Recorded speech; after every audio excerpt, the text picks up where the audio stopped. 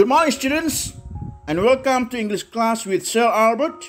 Today, we are going to talk about explanation text. Selamat pagi, para siswa. Hari ini kita akan membahas tentang explanation text. Here we go, students. Check it out, my video. Next.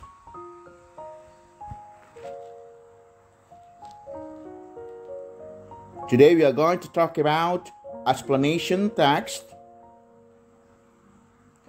atau dalam bahasa Indonesia disebut dengan teks eksplanasi atau menerangkan sebuah cerita atau sebuah kejadian.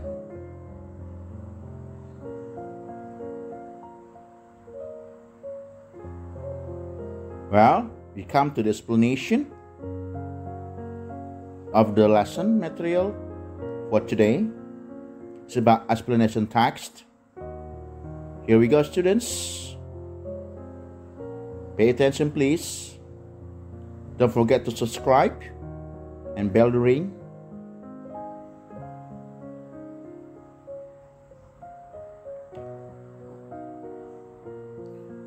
Ya, apakah kalian pernah melihat hujan di mana ada bintang-bintang? Ada juga pelangi, rainbow, dan lain-lain. Nah, di sini kita akan membahas tentang teks eksplanasi atau disebut juga dengan explanation text.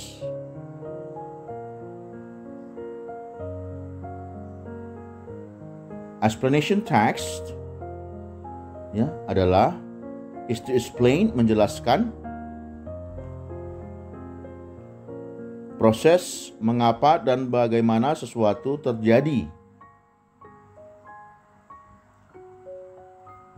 Natural phenomenon, fenomena alam. Kedua, social phenomenon. Contoh natural phenomenon adalah hujan, tsunami, gempa bumi, dan lain-lain. Kedua adalah social phenomenon, fenomena sosial. Ini adalah generic structure dari explanation text tersebut.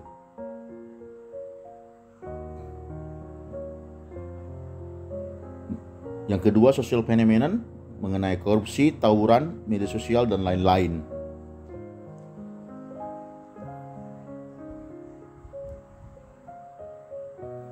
Fungsi sosial atau social function is to explain the process involved in the formation or working of nature and socio-culture phenomena, menjelaskan proses formasi terjadinya atau proses alami atau alam dan sosial, fenomena sosial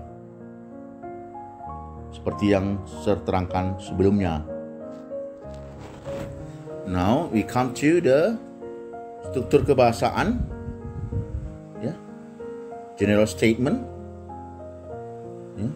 kalimat umum, yaitu ada informasi mengenai topik yang akan dibahas dalam teks. Yang kedua, sequence of explanation, serangkaian kejadian atau sequence of events dari yang poin pertama, general statement. Jadi inilah struktur kebahasan atau general structure dari explanation text. Pertama, general statement. Kedua, sequence of explanation. Jadi kalau kamu membuat cerita explanation nantinya harus mengikuti struktur kebahasan ini, nak ya. Pertama kamu jelaskan general statement, kedua sequence of explanation, yang ketiga adalah penutup, closing, penutup dari cerita yang kamu jelaskan atau kamu terangkan mengenai fenomena alam atau fenomena sosial tadi. Kemudian bentuk-bentuk kebahasaan atau disebut juga dengan language features. Pertama ada non-human participants.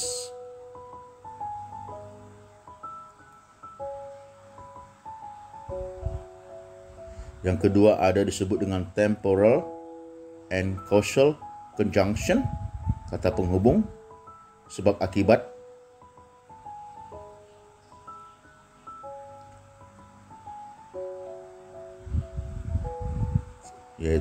Contohnya first, then, next, after, finally, as a result, so, if, because, therefore, dan lain-lain. Itu disebut dengan temporal or and causal conjunction. Yang tiga dengan menggunakan kata-kata kerja as in verbs, contoh occur, drop, run, dan lain-lain. Yang keempat dengan menggunakan kalimat pasif atau passive voice.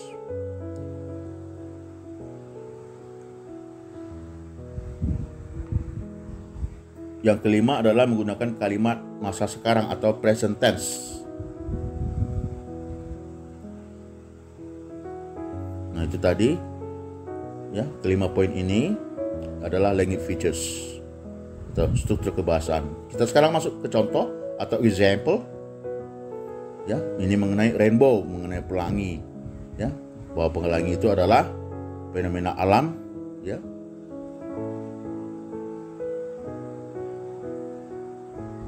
Kamu tahu pelangi kan? Ya, yang di langit itu ya nak ya.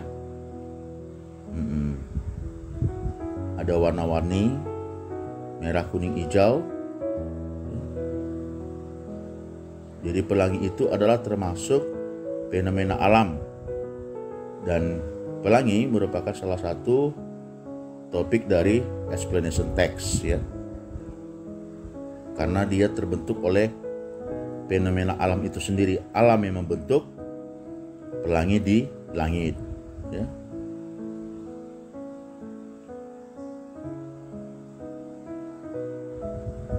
Nah, di sini kamu ketika menceritakan tentang pelangi, kamu ceritakanlah apa itu pelangi ya sebagai general statement-nya. Kemudian bagaimana itu pelangi itu bisa terjadi ya. Prosesnya bagaimana pelangi itu bisa terjadi. Dan nanti di akhirnya closing statement ya, bagaimana kamu melihat pelangi itu dari pendapatmu sendiri ya. Bisa kamu terangkan bahwasanya pelangi itu adalah sebuah ciptaan Tuhan yang luar biasa indahnya ya nak ya. Iya. Banyak juga hal-hal lain yang bisa kamu ceritakan, bisa mengenai banjir dan lain-lain. Yang ini kalimat pertama adalah general statement seperti yang saya terangkan tadi. Kemudian explanation, keterangan ya. Keterangan 1, explanation 1. Paragraf yang ketiga itu explanation 2, keterangan 2, menerangkan apa itu tuh rainbow atau pelangi. Ini adalah generic structure atau struktur kebahasaan dari text explanation. Nah, rainbow itu adalah termasuk non-human participant ya. Objeknya bukan orang, disebut non-human participant.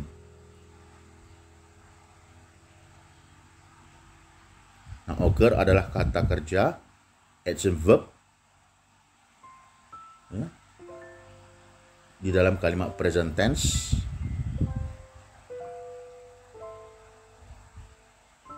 Ya, ini adalah kalimat passive voice. The raindrops is refracted ya. Itu refracted itu adalah kalimat pasif ya.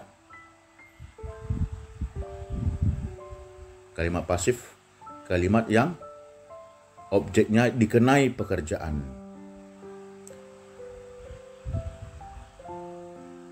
Jadi raindrops ya, curah hujan. Ini maksud di kalimat paragraf itu, paragraf kedua itu nak ya. Adalah rainbow itu adalah mengenai pelangi ya, terbuat dari refraction of light.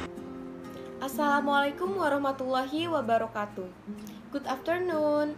My name is Helvira Aprilia Novina. I'm from 12 Science 6. Thank you for taking the time to watch this video. So, I like to talk you about flood. Flood is one of the natural disaster that has become an annual subscription for several cities in Indonesia. Floods sometimes cause a number of losses for humans or the environment. Among them are destroying infrastructure, causing disease, and even causing casualties. Floods occur because of excess water flow that fills the mainland. This problem is generally caused by the amount of water falling and the low absorption of the soil. The flood processes can be divided into two, namely natural and non-natural.